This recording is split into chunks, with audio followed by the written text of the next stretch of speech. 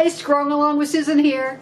Well, it is the end of December 2024, and I'm going to be making one more video before 2025.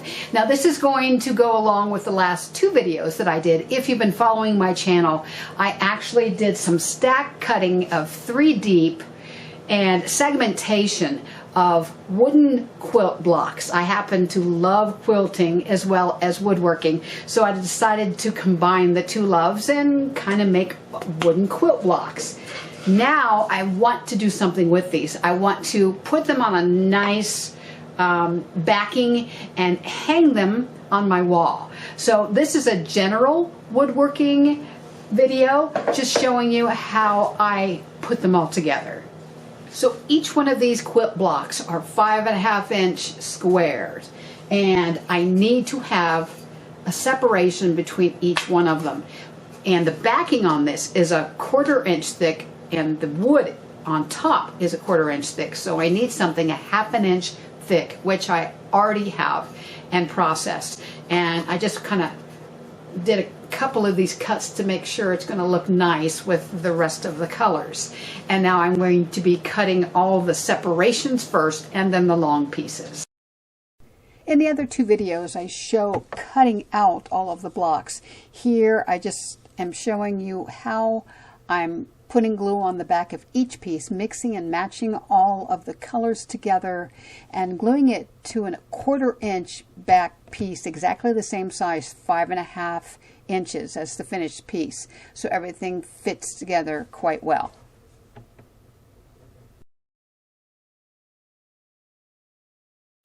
I got this cedar fencing from a big box store. It's quite reasonable, so I brought it home, sanded both sides, took it over the chop saw, cleaned off the end.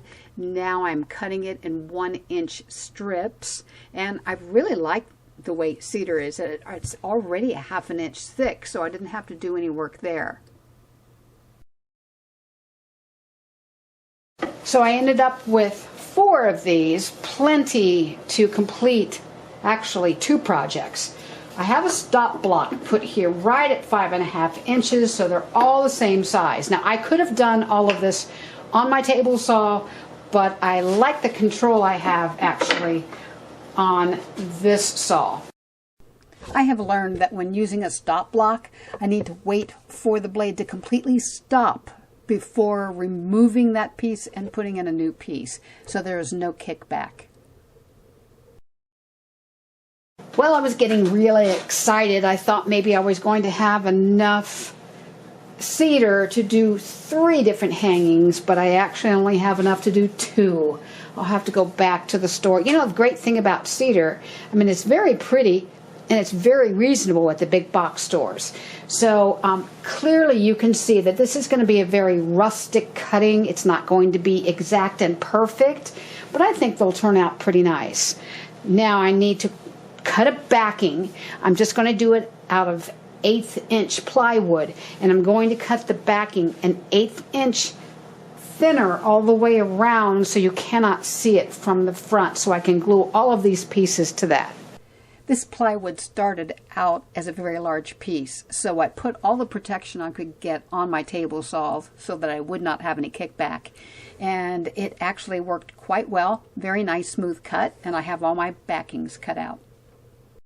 So with any project like this, there's always last-minute sanding and adjusting. So make sure to do a nice sand job, make everything nice and smooth before gluing it to the back. Well, I noticed I had to go down to about a 60 grit to get all of the marks left by the table saw. And this is just on the outside. I don't want to mess with the inside because I want it to fit properly. Don't forget to wipe all the sawdust off before gluing. Because the backing is 1/8 inch smaller than the top, that first piece that you glue down is important, very important, so that everything else will align properly. So take your time with that. Once the glue on the first piece is dried, then I cover the whole base with Titebond 2 and spread it out with a pastry brush. I'm sure there are many ways to glue all the pieces to the backing, but this is my way. And I'm using Titebond too, so it doesn't stick right away, so I can actually wiggle and adjust as necessary. And then after you have everything on, make sure that you are clamping it down, so in case any pieces might be warped a little bit, they definitely make contact with the glue. So I have both of my pieces clamped down until they dry. I just want to talk a little bit about how I'm going to be finishing my project.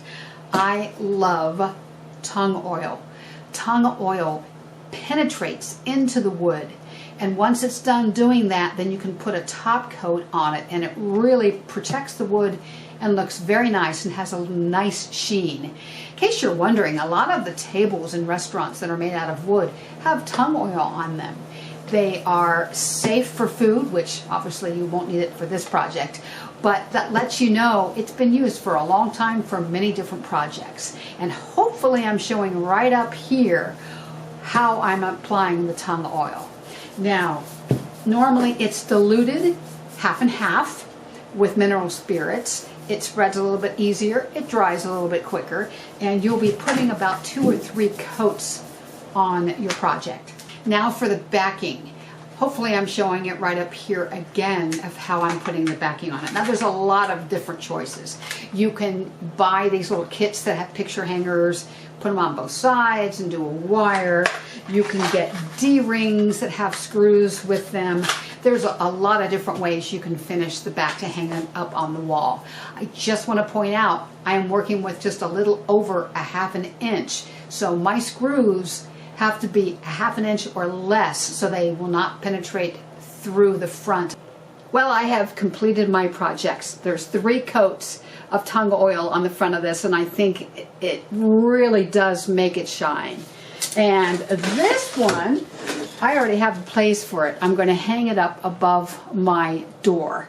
And I really hope that you enjoyed this project. I'm going to try to link the other 2 videos showing how I made these wood quilt blocks down below in the comments. So I just want to thank you for watching, and I hope you have a great new year.